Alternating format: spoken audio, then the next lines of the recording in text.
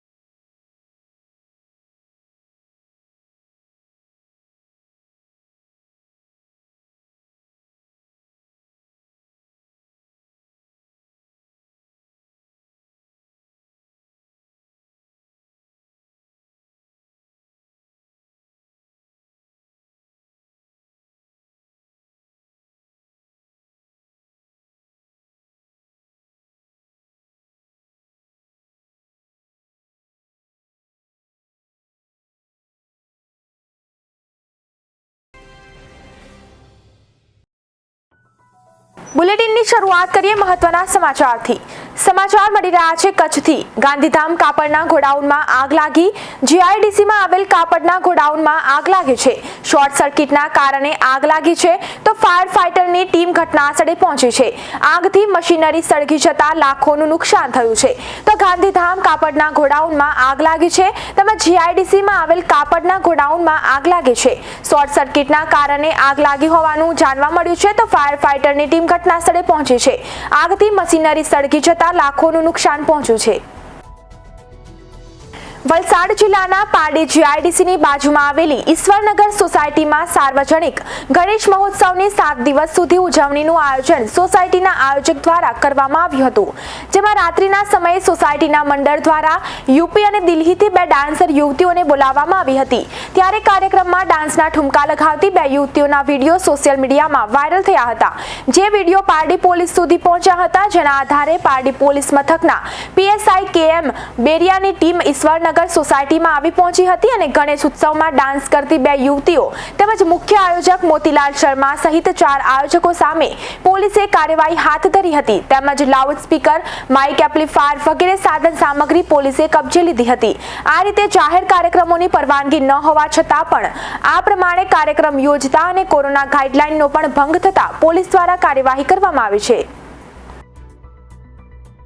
આમોદ ખાતે શાંતિપૂર્ણ માહોલમાં ધામધૂમથી ઝરમરિયા વરસાદમાં ગણપતિ બપ્પાને વિદાય આપતા નગરજનો, હિન્દુ ભક્તોનો ગણપતિ બપ્પા મોર્યા ગગનચુંબી નાદથી નગર શ્રીજીમય બની ગયું જવા પામ્યું હતું। તેમજ વિવિધ ગણેશ મંડળો તેમજ નગરજનો દ્વારા ભારે હૈયે ગણપતિ બપ્પાને વિદાય આપી હતી। આમોદ નગર વિસ્તારમાં ગણેશ મહોત્સવ અને વિસર્જન શાંતિપૂર્ણ માહોલમાં સંપન્ન થતા તંત્રએ રાહતની લાગણી અનુભવી હતી। તો આમોદ નગરમાં 31 સ્થાપિત પંડાલોમાં વિવિધ મંડળો તેમજ નગરજનો દ્વારા 6 દિવસ પૂજા અર્ચના કરી હતી અને 7મા દિવસે વિસર્જન કરવામાં આવતા ગણેશજીની પ્રતિમાને નગરપાલિકા પ્રમુખ તેમજ સદસ્યો તેમજ આગેવાનો દ્વારા ફૂલહાર કરીને વિસર્જન વાવડી ફળિયામાં મોટા તળાવમાં ગણપતિ બાપ્પા મોર્યા આવતા વર્ષે વહેલા આવજોની ગુંજ સાથે ગણપતિ બાપ્પાને આસ્થા તેમજ ભક્તિભાવથી વિદાય આપી હતી। વિસર્જન યાત્રા તંત્રની ગાઈડલાઈન મુજબ નગરજનોએ પોતાની શેરી મહોલ્લામાં શ્રીજી દર્શન કરી પંડાળ દીઠ 15 ભક્તોનો દ્વારા વિસર્જન યાત્રા મોટા તળાવ ખાતે પહોંચ્યા હતા। તેમજ નગરપાલિકા પ્રમુખ, ઉપપ્રમુખ અને સદસ્યો દ્વારા તળાપા, પીવાના પાણી તેમજ જનરેટર દ્વારા લાઇટનું સુંદર આયોજન કરવામાં આવ્યું હતું। સંતરામપુરના ધારાસભ્ય ડોક્ટર કુબેરભાઈ ડિંડોરને મંત્રી પદ મળતા મહીસાગર જિલ્લામાં તેની ઉજવણી કરવામાં આવી છે. તો ડોક્ટર કુબેરભાઈ ડિંડોરને ઉચ્ચ અને તાંત્રિક શિક્ષણ, વૈધાનિક અને સંસદીય બાબતોના મંત્રી બનાવવામાં આવ્યા છે. તો સંતરામપુર નગરપાલિકા તેમજ જિલ્લામાં ઠેર ઠેર ઉજવણી કરવામાં આવી તેમજ ફટાકડા ફોડી ઢોલ નગારા વગાડી કરવામાં આવી ઉજવણી. તો જિલ્લામાં લાંબા સમય બાદ મંત્રી પદ મળતા જિલ્લાવાસીઓમાં ખુશીની લહેર છવાઈ છે. નર્મદા જિલ્લામાં પ્રધાનમંત્રીના જન્મદિવસ કોરોના વેક્સિન મહાઅભિયાન યોજાયું. 38,500 વ્યક્તિઓને કોરોના વેક્સિન હેઠળ આવરી લેવાનું લક્ષ્યાંક છે. તો આરોગ્ય વિભાગના 1,188 જેટલા આરોગ્ય યોદ્ધાઓ જિલ્લાના 201 વેક્સિનેશન કેન્દ્રો ખાતે ફરજ પર તૈનાત છે.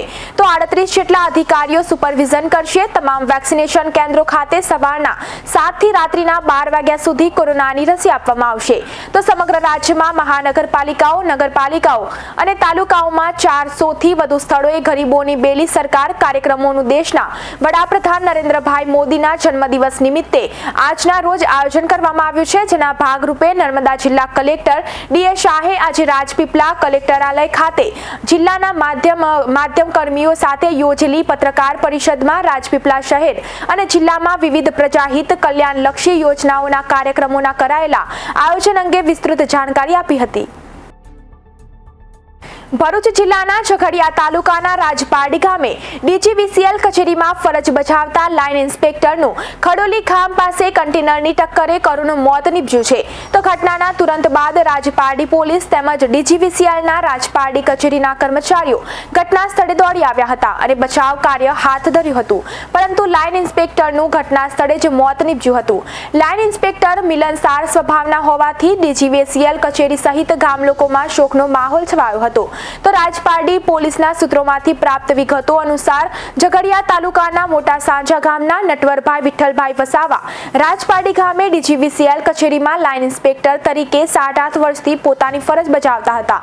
બુધવારે સાંજે રાજપારડી કચેરીથી બાઇક લઈ પોતાના ઘરે જતા તે દરમિયાન સિમોદરા પાસે તેમના પોતાનું ટિફિન કચેરીમાં જ ભૂલી જવાનું યાદ આવતા ત્યાંથી પરત રાજપારડી ખાતે પહોંચ્યા હતા. તો ટિફિન લેવા બાઇક હંકારી આવતા તે દરમિયાન ખડોલી ગામ પાસે પ્રાંતીય પાર્સિંગના કન્ટેનરે પાછળના જમણા ભાગથી જોરદાર ટક્કર મારતા લાઇન ઇન્સ્પેક્ટરને બાઇક સાથે ડિવાઈડર પડી જતા ગંભીર ઇજાઓ પહોંચતા ઘટના સ્થળે જ તેમનું કરુણ મોત નીપજ્યું હતું. માનનીય વડાપ્રધાન નરેન્દ્ર મોદીના જન્મદિવસની તૈયારીના ભાગરૂપે તિલકવાડા ભાજપ કાર્યાલય ખાતે બેઠક યોજાઈ. આજે માનનીય મુખ્ય પ્રધાનમંત્રી નરેન્દ્રભાઈ મોદીના જન્મદિવસ છે. આ આખા દેશમાં અનોખા અને વિરલ કહી શકાય તેવા પ્રશંસનીય સહદતાનો ઉજ્જવળ દાખલો આપતા કાર્યક્રમો દ્વારા પ્રધાનમંત્રીના આગામી જન્મદિવસની ઉજવણી કરવાનું આયોજન કરવામાં આવ્યું છે. પ્રધાનમંત્રીના જન્મદિવસને ત્યોહારની જેમ ઉજવીને લોકોને મદદરૂપ થવાનું ભારતીય જનતા પાર્ટી દ્વારા આયોજન કરવામાં આવ્યું છે. જેના ભાગરૂપે રક્તદાન શિબિર, રસીકરણ શિબિર, ચિકિત્સા શિબિર, નદી તળાવ સફાઈ અભિયાન, હોલ મીટિંગ, સેમિનાર સહિત અલગ અલગ કાર્યક્રમો કરવાનું આયોજન કરવામાં આવ્યું છે. આ કાર્યક્રમોની પૂર્વ તૈયારીઓના ભાગરૂપે તિલકવાડા ભારતીય જનતા પાર્ટી કાર્યાલય ખાતે તાલુકા ભાજપ પ્રમુખ બાલુભાઈ બારિયાની આગેવાનીમાં બેઠક યોજાઈ હતી. આ બેઠકમાં આગામી 17 સપ્ટેમ્બરથી લઈને 7 ઓક્ટોબર સુધી અલગ અલગ વિસ્તારમાં વિવિધ કાર્યક્રમોનું આયોજન કરવામાં આવ્યું છે. જેતપુર પાવી ગ્રામ પંચાયત દ્વારા લઘુમતી સમાજ માટે કોરોના રસીકરણ કેમ્પનું આયોજન કરવામાં આવ્યું. પૂરા દેશમાં કોરોના રસીકરણ અભિયાન જ્યારે પૂરજોશમાં ચાલી રહ્યું છે ત્યારે જેતપુર ગ્રામ પંચાયત, મામલતદાર જેતપુર પાવી અને block health office Jetpur Pavi દ્વારા જેતપુર ગામના કસ્બા મસ્જિદ ફરિયાદ વિસ્તારમાં મસ્જિદ પાસે લઘુમતી સમાજ માટે ખાસ પ્રકારે કોરોના રસીકરણ કેમ્પનું આયોજન કરવામાં આવ્યું હતું. જેમાં લગભગ 70 કરતા વધુ લઘુમતી સમાજના લોકો દ્વારા કોરોના રસીકરણનો પ્રથમ ડોઝ લેવામાં આવ્યો હતો. સરપંચ મોન્ટુ શાહ દ્વારા ઘરે ઘરે ફરી લઘુમતી સમાજના લોકોને રસીકરણથી જાગૃત કરવામાં આવ્યા હતા. સરપંચે જણાવ્યું હતું કે ખોટી અફવાઓ અને ગેરસમજ દૂર કરીને ખુદને અને પોતાના પરિવારને સુરક્ષિત રાખવા માટે રસીકરણ કરાવવું ખૂબ જ જરૂરી છે. આ કેમ્પમાં લઘુમતી સમાજના લોકોમાં પણ રસીકરણ માટે અનેરો ઉત્સાહ જોવા મળ્યો હતો. મહિલાઓએ પણ સ્વયંભૂ આવીને કોરોના રસીકરણનો પ્રથમ ડોઝ મુકાવી અનેકો લોકોને રસીકરણની જાગૃતિનો સંદેશ પાઠવ્યો હતો. તો બુલેટિનમાં બસ આટલું જ. વધુ સમાચાર જોવા માટે જોતા રહો અરવલ્લી સમાચાર, એટલે તમારો વિસ્તાર, તમારી વાત.